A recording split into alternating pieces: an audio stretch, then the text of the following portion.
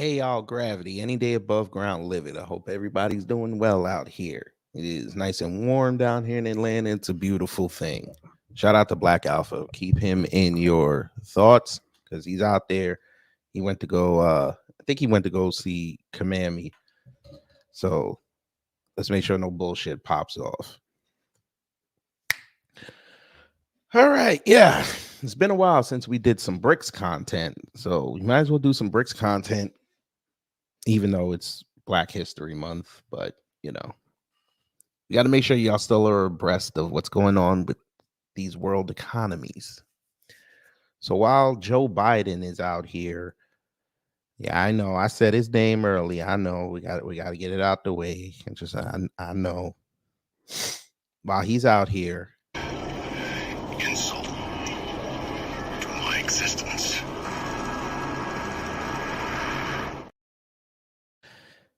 he out here making plans to go to the Grammys to talk to Black entertainers. The five Brics pillars decided to make some moves that could impact the US economy in the next couple of years. So we're going to take a look at those. But first, let's see who's in the building so we can get the learning started. William Arendt, hello.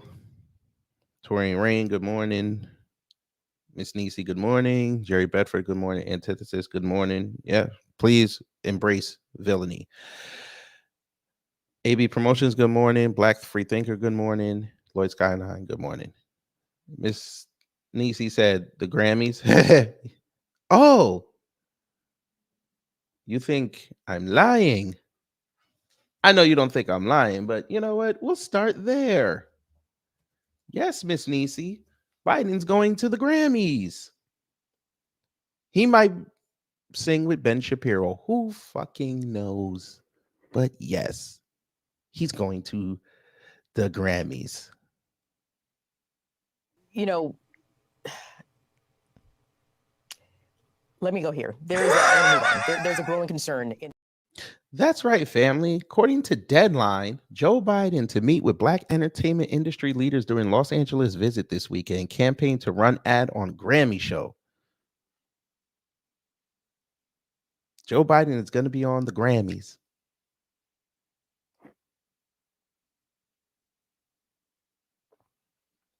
Because that's what you want to see, even though we're not going to watch it. But yeah.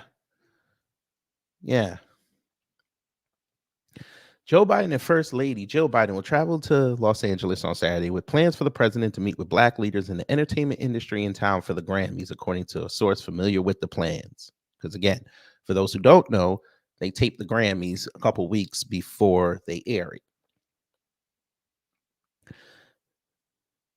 During the campaign visit, unless the Grammys are tomorrow, but they would have said something by now, but I think they tape it. I could be wrong. I don't fucking know. That's how long I have not been in them kind of circles. So whatever.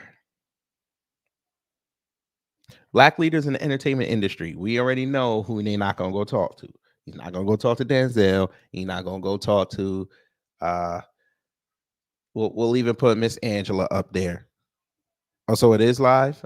Oh God. The only reason why I said that, Torian, was because usually you would see Grammy talk. God damn. Excuse me 1 second. Damn. Let's see if there's a video on here I could play. Jesus. There you go. Y'all watch this.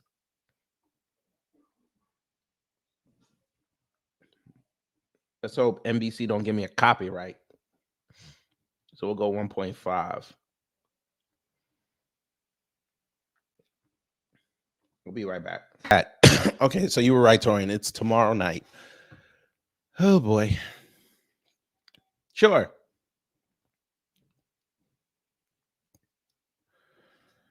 Oh boy. All right, anyway.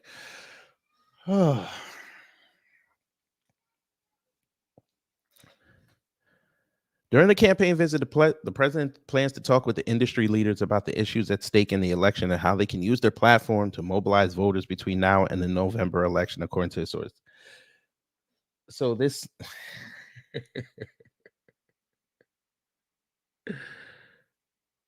so you're going to use black people to do your dirty work for you because you're too scared to go come talk to us.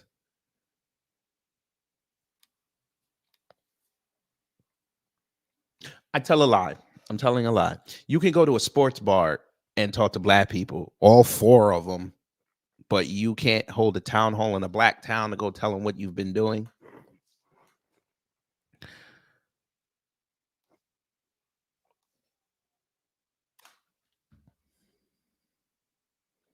I'll say one thing about 45. At least when he does his rallies, he's doing it in front of a regular, everyday white person.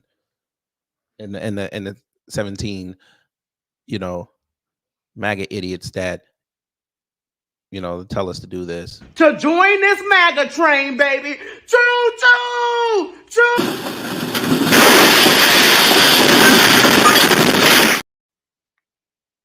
At least got to give him that.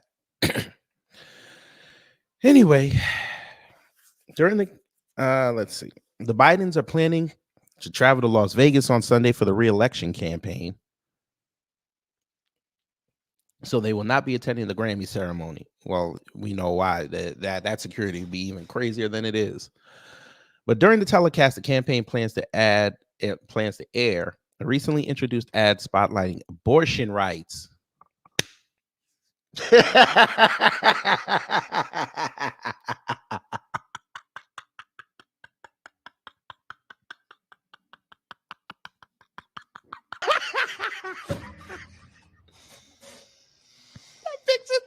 I'm sorry. What is this? All you ski-weeing assholes, you got to look stupid right now. Hey, Kenny Walden, you fudging idiot, because my kid is still home. You fudging idiot. I know this is one of your things. I get it.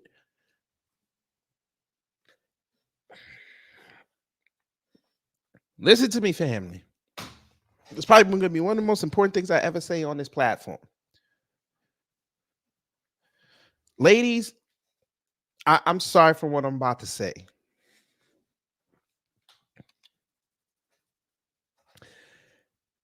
The simple fact that this man is going to use precious time on the Grammys, because I've seen the prices people pay for them ads, and he probably got it for a song. Instead of telling everybody, the lies of we fixed the economy, black unemployment is at its lowest, lie. All of the initiatives that we've pushed out here, like infrastructure and the CHIPS Act.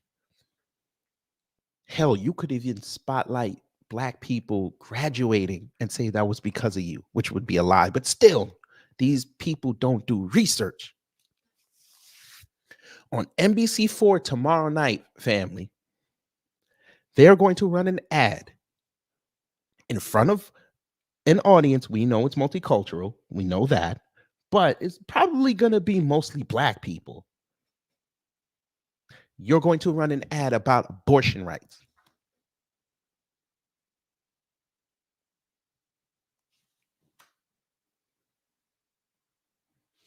Abortion rights.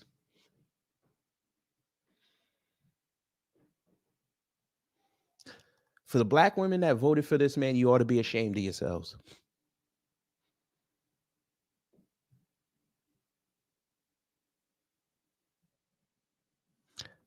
I'm going to say that again. For all the black women that voted for Joe Biden and Kamami, you should be ashamed of yourselves. On a night where you are giving awards and given awards for all those years of somewhat talent and industry propping up, your awards are about to be reduced to an abortion ad. Monday morning, them conservatives are going to have a goddamn field day with y'all. the white conservatives and the black adjacents.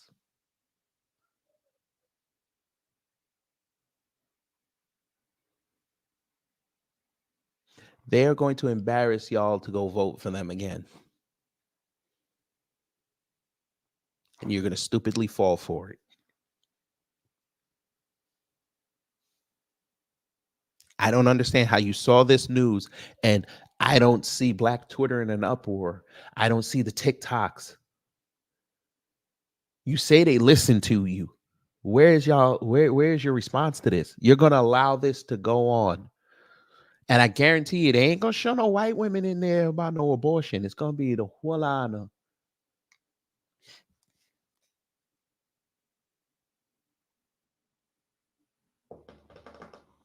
But it's cool, right? Because you got a black vice president, right? Who be running through airports with bags of collard greens.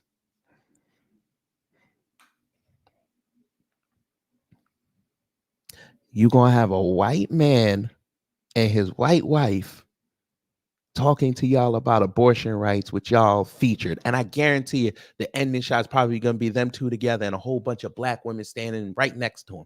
I bet you anything. And y'all are going to be cool with that. Because he acknowledges our existence. Y'all got about what? 36 hours to say something. Maybe they'll pull it at the last minute. Y'all got 36 hours. But we know y'all ain't going to do nothing. We know this. Let one of us say something trying to defend y'all. Y'all going to say we hating. All right, you got it. Let's go back to the article.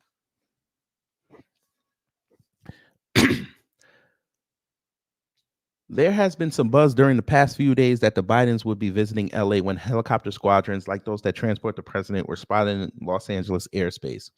This will be the Bidens' first trip to the region since December. Ooh, a whole 2 months. When they were in town for a fundraising swing. The president has no major fundraising events on his schedule for this trip, but he has in the past also held private meetings with supporters. There is also some expectation among donors that the president will return by the end of the first quarter, March 31st, for another fundraising visit. Okay, so this thing was from last year. Okay. Whew.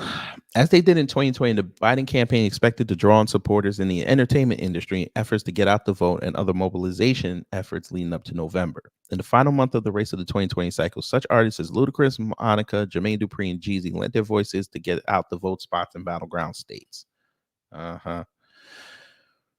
Whoo, boy. Okay. So he's doing that while everybody else is making moves across the world. And we begin with something I've been telling y'all to watch out for months. And it looks like it's finally coming into fruition. The great plan is starting to work. You know, let me go here. There's a growing concern. I done told y'all for months, watch for Guyana. I told y'all this. Now, I know they're up in the Indians. I understand that. But I told y'all to watch this country. And look, here we are. This was a week ago. Just about. How Guyana's big oil boom turned it into the world's fastest growing economy.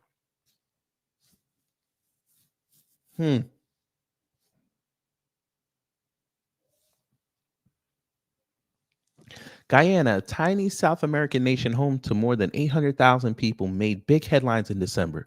The reason? Its neighboring country, Venezuela. Venezuela's autocratic leader, Nicolas Maduro, called for a referendum in the first week of December 2023 to seek approval to annex Essequibo, which makes up 2/3 of Guyana's land. Venezuelans approved it despite the dispute already being resolved by an international tribunal in 1899. What has happened is that it's been exacerbated by the discovery of oil in Guyana, said Dr. Terrence Blackman, founder and CEO at Guyana Business Journal. The discovery has made it seem more attractive to Venezuela to pursue this course of action. The 2015 oil discovery made Guyana the world's fastest growing economy, recording the world's highest real GDP growth in 2022 and 2023. The story is different across Guyana's border. Venezuela has the world's largest oil reserves, but that hasn't stopped its economy from collapsing since Maduro took power in 2013.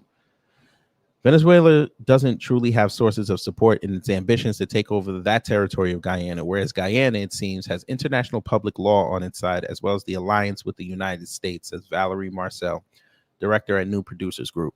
So I think at this stage, the fear that Guyana felt in the past are much less. It feels more confident against its big neighbor. Guyana's sudden economic progress has also been on the watch list for oil experts. While Guyana's remarkable GDP growth appears impressive on paper, critics highlight that the country's weak democratic institutions and deeply divided politics along ethnic lines could cause the only English-speaking country in South America to suffer from the so-called resource curse. So even they recognize that ethnic wars can fuck up the bag. How much you want to bet they're going to try to curb that bullshit? They better not. They better not. But we know they will. Probably with Obama. Guyana is at a crossroads in its history, said Gregory Brew, energy analyst at Eurasia Group. It's about to become one of the most exciting and important oil-producing countries in the world.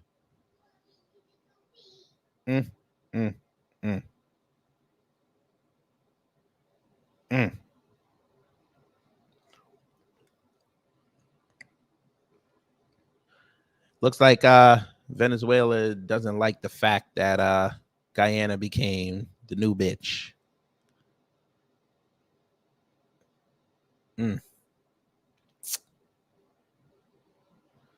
Ain't that something?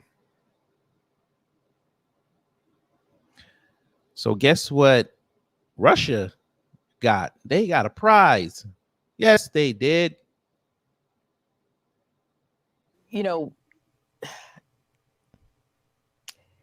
let me go here. There's a growing concern in via CNN yesterday. Countries are clamoring to join Brics group, South Africa says, as Russia takes up leadership. Isn't that beautiful? This is way over the edge. Like we it's not even over the edge. We died already. This is beyond the event horizon. Like we about to hit the vortex. Yeah, we about to hit the vortex. Yeah. But your president is not saying nothing. His presumptive opponent ain't saying nothing. A Nimrod from goddamn South Carolina never said nothing. The Satan never said anything. Chris Christie never said anything. Excuse me. Ramen noodles never said anything. Tim Scott with his mush mouth looking ass never said anything. Chris Sununu never said anything. Burgum never said anything, even though he went and endorsed Trump himself. Didn't say nothing. Kamami, vice president, foreign policy, didn't say anything. All you Congress, no message, no resolution, nothing. They worried about abortion rights. They still talking about gun control. And Russia out here making moves in their face and they choose to ignore it. Let's read. Nearly 36 countries are seeking entry into the China and Russia-backed Brics economic group. Member state South Africa said Wednesday, weeks after the body expanded its membership for the first time in more than a decade. So they sent the black people to go announce this. Peep the optics.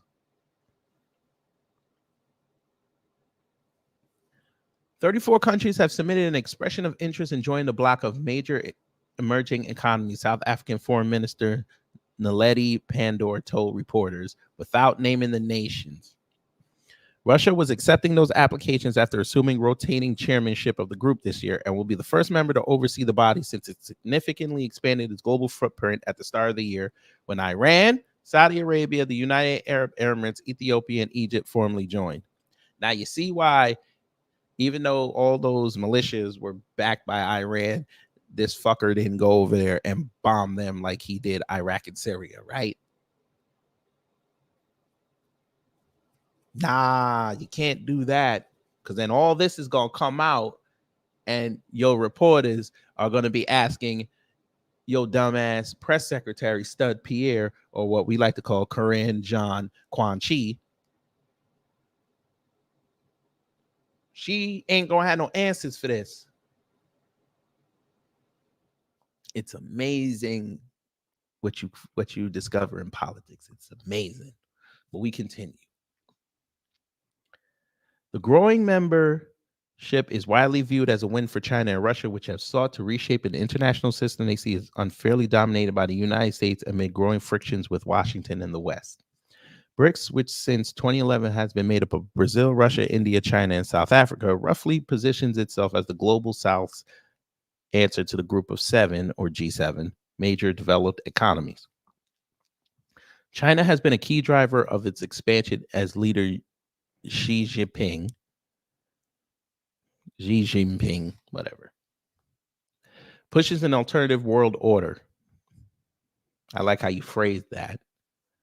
Forging closer partnerships with key global players from Russia to the Middle East and strengthening international bodies where Beijing holds sway. Ain't you about to go to dance class? All right.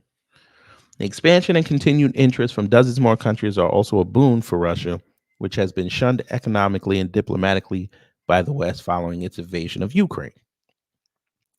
Moscow's position as chair will be a key opportunity for Russian President Vladimir Putin to push back against that isolation and portray himself as a key player on a broad diplomatic scale, as world leaders typically travel to the host nation for an annual summit. Last year, all member state leaders besides Putin gathered in person in Johannesburg. The Russian president, who has an international criminal court warrant out for his arrest linked to alleged war crimes in Ukraine, participated virtually. This year's event is expected to take place in October in the southwestern Russian city of Kazan. Earlier this year, Putin encouraged representatives of all countries interested in cooperating with our organization to take part in events and said Russia looked forward to working productively with all countries in the Brics orbit, according to state-run news agency TASS. Here we go. The expansion adds the muscle of major oil-producing Gulf economies to the body and comes as both Russia and China have bolstered their relationships with sanctions hit Iran. Last year, Beijing played a part brokering the restoration of ties between longtime rivals Saudi Arabia and Iran. The new cohort of countries join as BRICS pushes towards more diplomatic and financial coordination, including reform of the United Nations Security Council and a move away from a U.S. dollar-dominated trade system. Finance ministers were working to develop the use of local currencies for payment between member states and international payment platforms to redress what we regard as a rather unfair and costly payment system, South Africa's Pandor said Wednesday.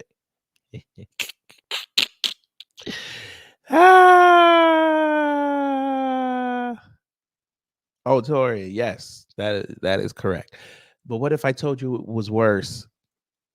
Like, this is light work. Yes, family, it's actually worse than you think. I've told you many times on this program and this channel as well that war is good. War is good for the economy. You guys know this. They love to tell you that Russia is suffering all these defeats. And Russia, Putin ain't shit. But yeah. It's funny how economies work. Let me go here. There's a growing concern. Well, look at that. Russia is spending so much invading Ukraine that the war is actually good for its economy now. Well, look at that. Look at that. War is good.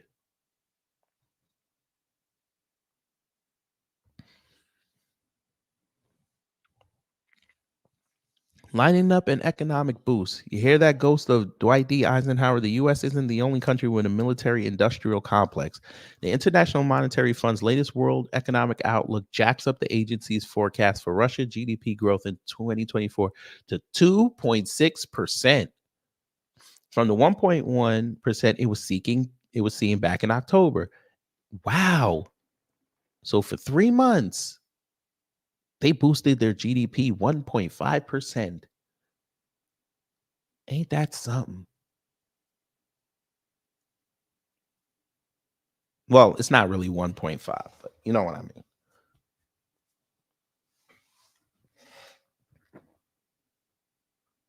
Basically went almost 150% up. But okay. That boost comes on the back of all the money Russia is blowing on guns and missiles and the like to help it invade Ukraine. The IMF says the change reflects carryover from stronger than expected growth in 2023 on account of high military spending and private consumption, supported by wage growth and a tight labor market. Well, look at that.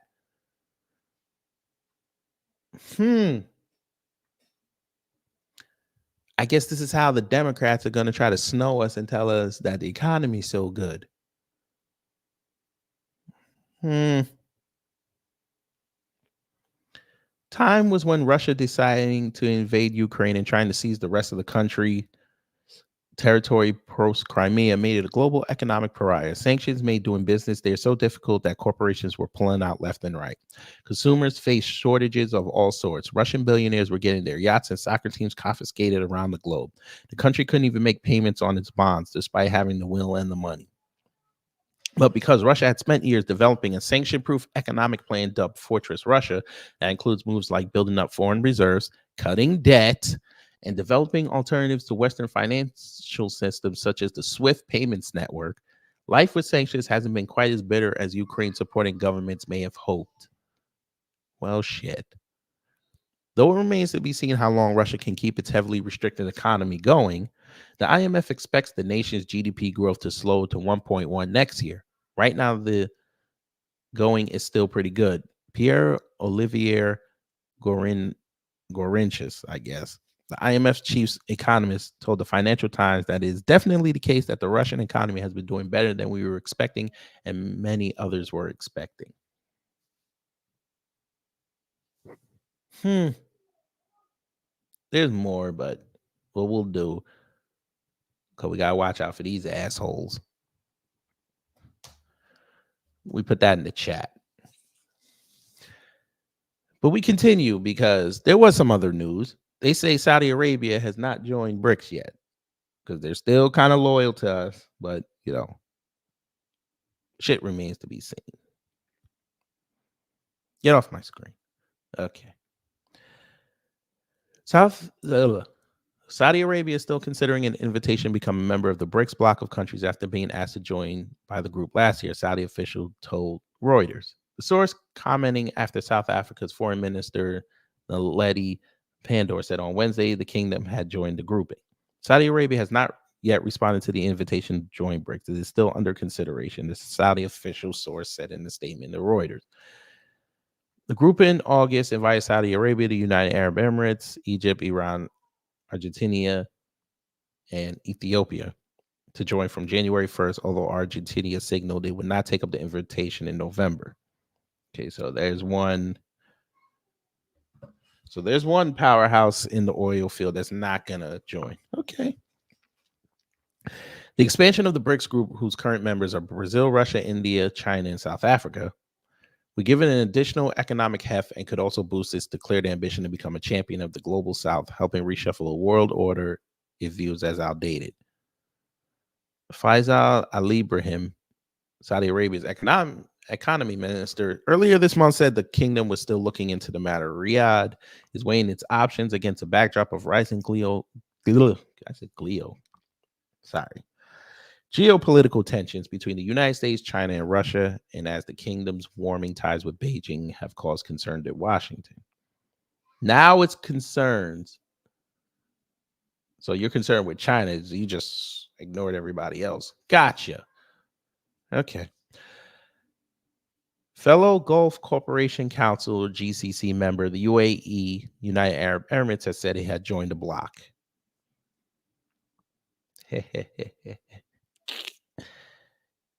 And by the way, India has a 5-year partnership with Guyana for oil. So take that with what you will.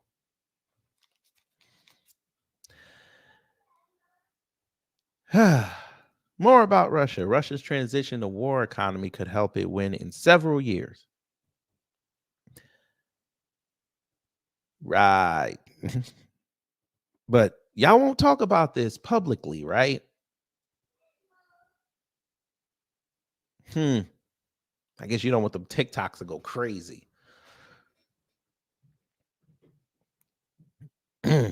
Russia's transition to a war economy could give it a material advantage in the war against Ukraine if the West fails to keep up with manufacturing weapons at the same pace, given Russia's intention to continue fighting for at least 3 to 4 years. Well, guess what? They're sending they're putting their resources in different places. So somebody's going to get screwed. And then it'll all calm down.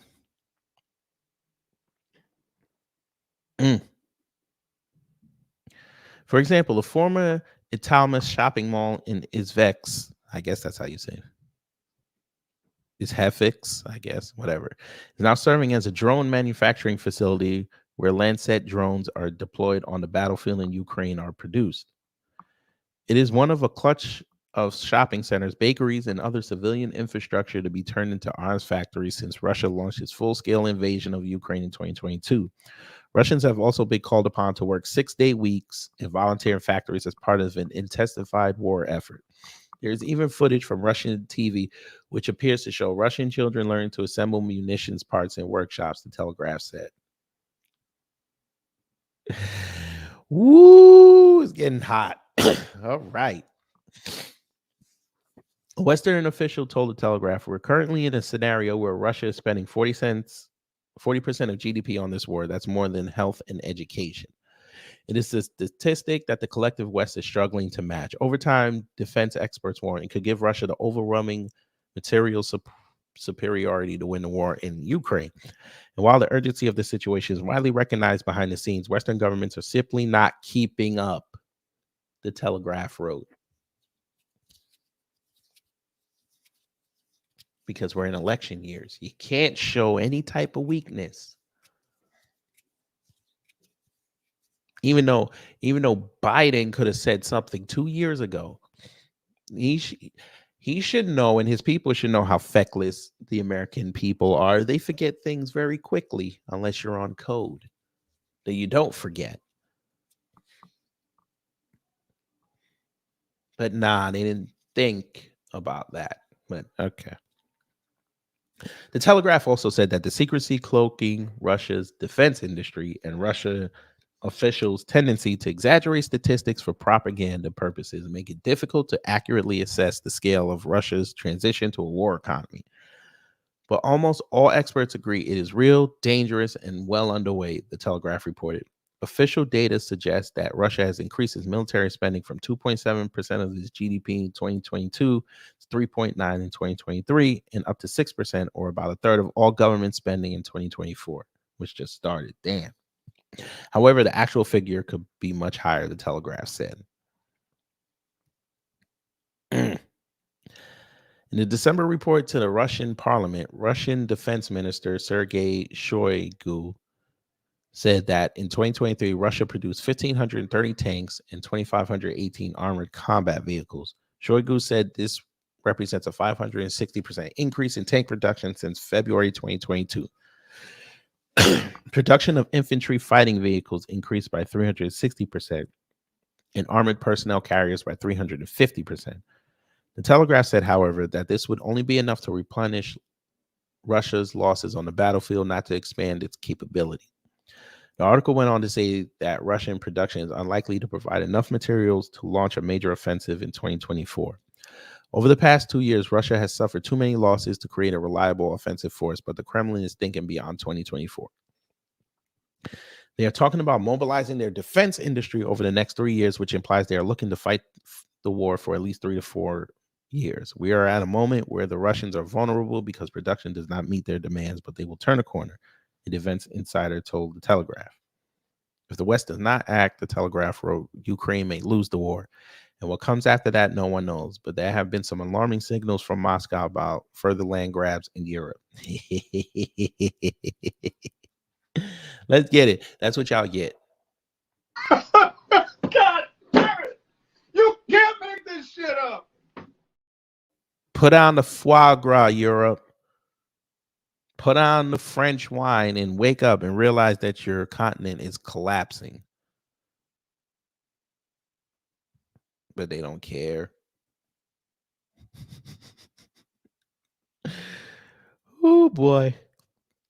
It gets better and better as you read more. I got a couple more and then I'm going to get out of here. Actually, this is the last one.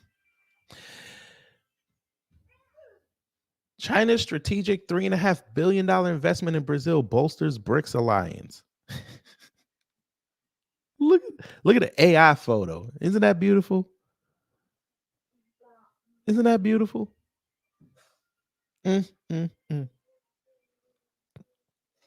All right.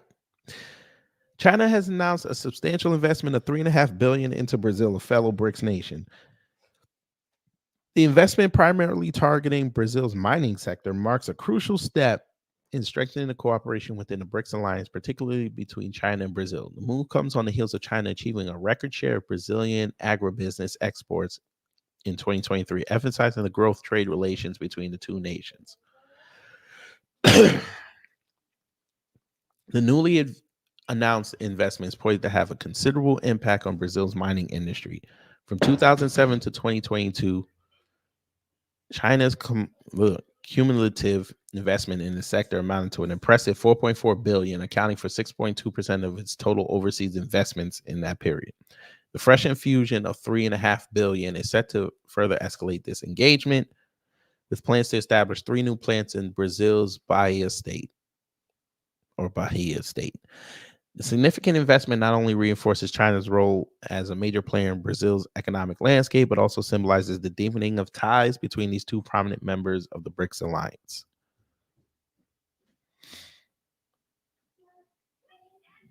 They sent another black man outside to talk about this. All right, let's see what he's talking about. Fair use. Moving on to news from China, where the property sector crisis is unlikely to end anytime soon. That's what 2 IMF officials have written in a recently published blog.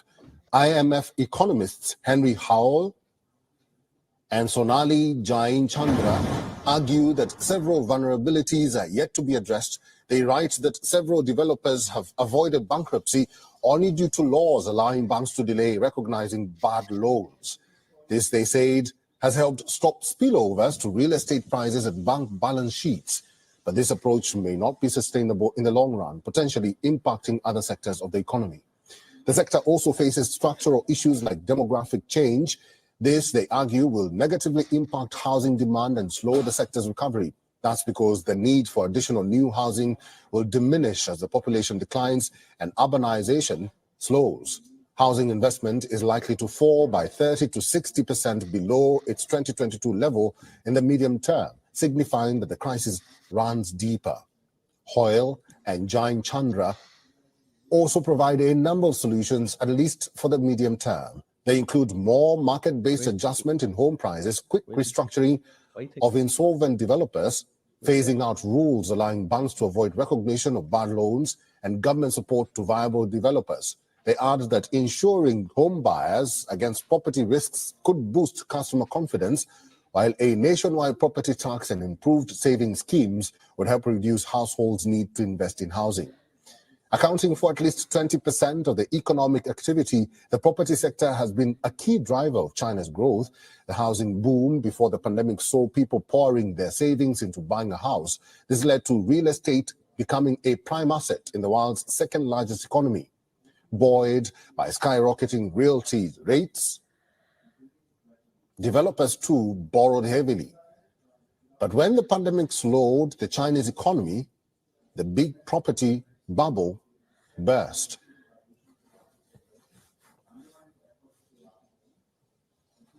Why he fucking up right now?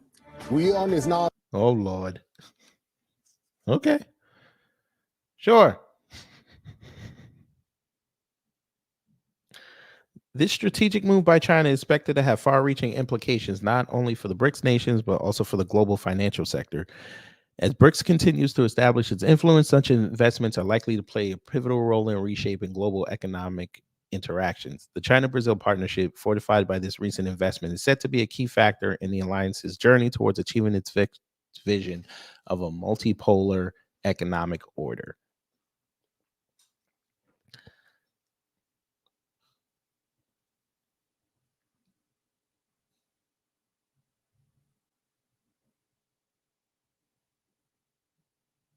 After 2 seconds, 1 second.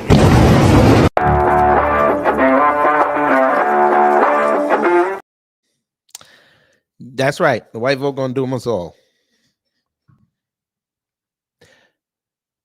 Since y'all want to love just talking about us all day, why y'all not talking about this?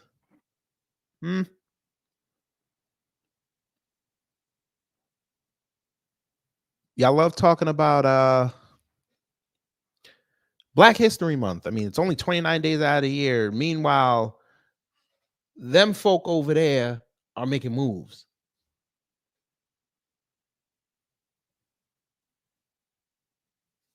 Them folk are strengthening partnerships. Them folks are trading economies. They're trading dollars, their own dollars. They're setting themselves up for the future. And you bastards are sitting here worried about what black people are doing. I thought we were the inferior race. Why are you worried about the inferior?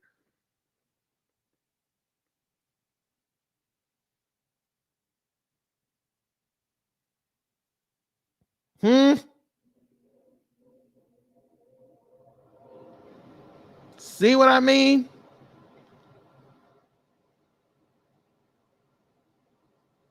Y'all got to see this. You know, let me go here. There's a growing concern in Yeah, Elon. Racism is racism no matter who it's directed at. There you go. Now they're going to all lives matter racism now. Okay. But you allow pages like this to stay up. All right.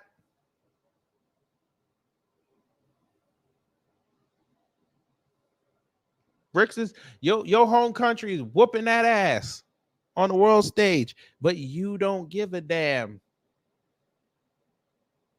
because it makes more sense to talk about black folks. That's where you're getting all your advertising dollars from.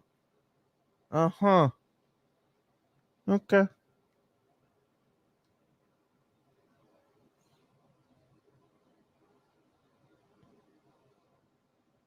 Well, damn. They had an earthquake in OKC. That damn fracking, boy. Okay. Oh no, it was damn, it was outside Tulsa. Well, goddamn. There you go. Couch the vote. There you go. There you go. Ooh, what is this? What is this? They put this on MSNBC too? Oh, we got to listen to this. Fair use. Before we even play it, it's already fucked up. Why are they in the barbershop? Jesus Christ. You know, black men go to other places than the barbershop. You do know this. I get it. The barbershop is where we talk, but we could also talk in a restaurant. We can talk at a cigar bar. But there you go. Got to go to the barbershop. There's some people. And the nigga has on Nikes. Boy, oh boy. Damn. The optics in this whole picture right here is crazy.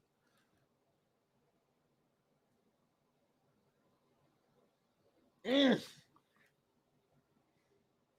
your orbit who are either voting for Donald Trump or considering it? For sure. A lot of my friends are obviously my age, so we're a little younger.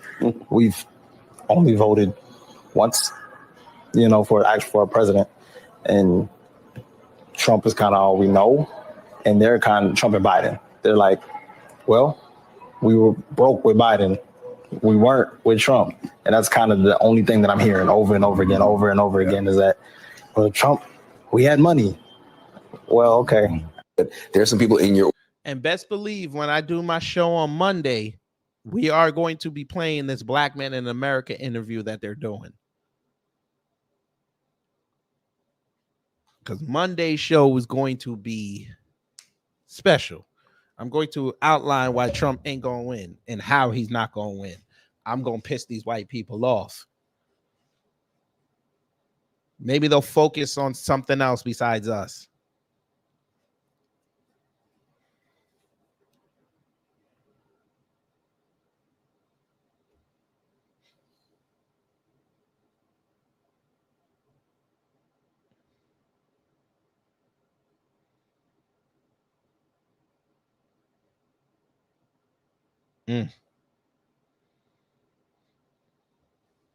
It's crazy. Well, let's just see. The usual suspects. Did you guys say anything about Brics? Huh, Charlie Kirk, you didn't say anything about Brics ever in life. Huh. I thought you were supposed to be intelligent.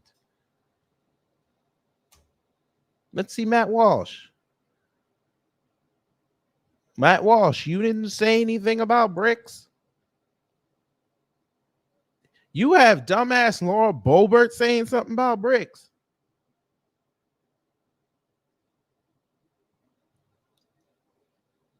Huh? Ain't that something? Who else? The Coon Dance. Did you say anything about Brics? Maybe you did.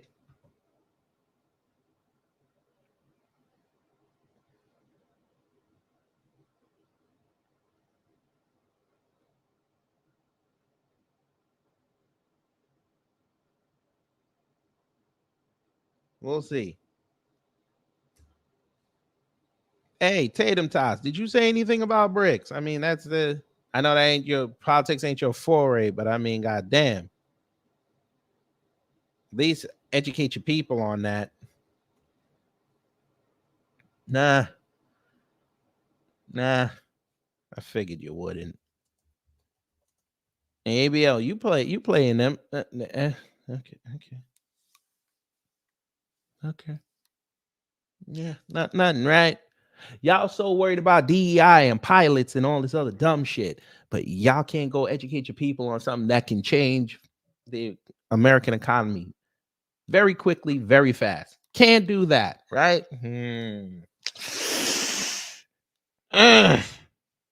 Yeah. Okay. Y'all got it. Oh boy, we in trouble. No, we're not, because you're going to be educated. You're going to go into, if you do not ride the couch during this election, you will be educated. You will take all of these things that we give you and all these subjects, and you will make the best decision for you and your family. Because it's obvious all they're caring about is social issues, which can go away inside of 24 hours.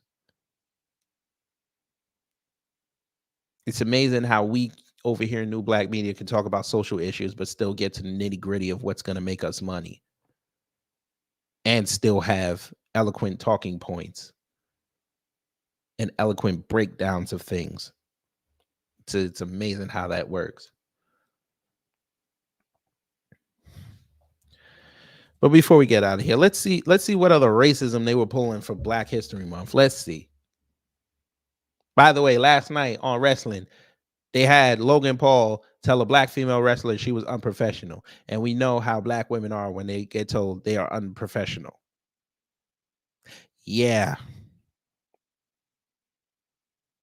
What the hell is that? Okay. Doctor calls on white men to show they're dedicated to equity by donating part of their salary to black women for Black History Month. Okay. See, we not finna do this. Oh, no. We're not doing this. This got played out in 2020. We're not doing this again. Not even going to listen to that. Shout out to Tariq's book. That's going to be interesting. I might have to do a reaction video to this. That's going to be interesting. Yes, Peanuts is doing a Franklin-centric special. Yeah. All right. Nothing, huh? Oh, there you go. There go Mammy Steele. There she goes. There you go. Let's see how many white people gave her a pat on the head. Or I'm sorry, with her grabbed her hair. How many of them did that? Yep, there you go. First one.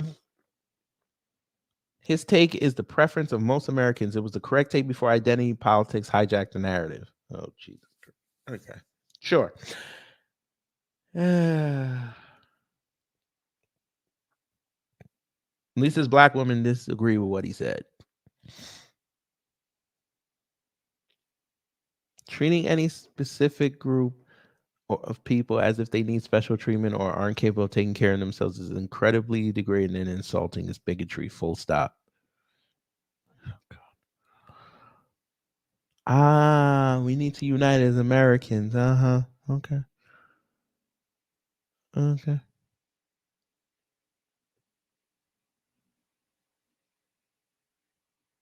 All right. All right. As usual. No more. I'm gonna start to get sick.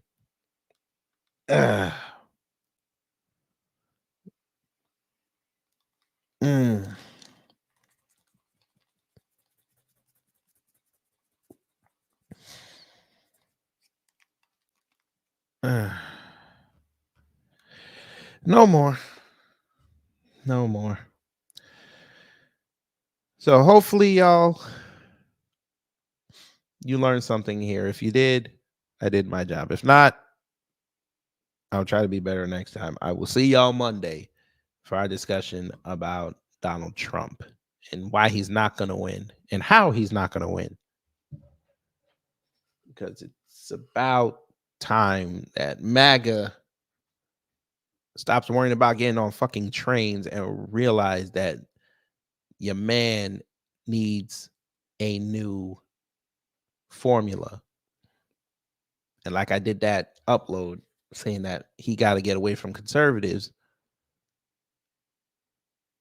it may be even more paramount now. But maybe I want infighting in MAGA. Maybe.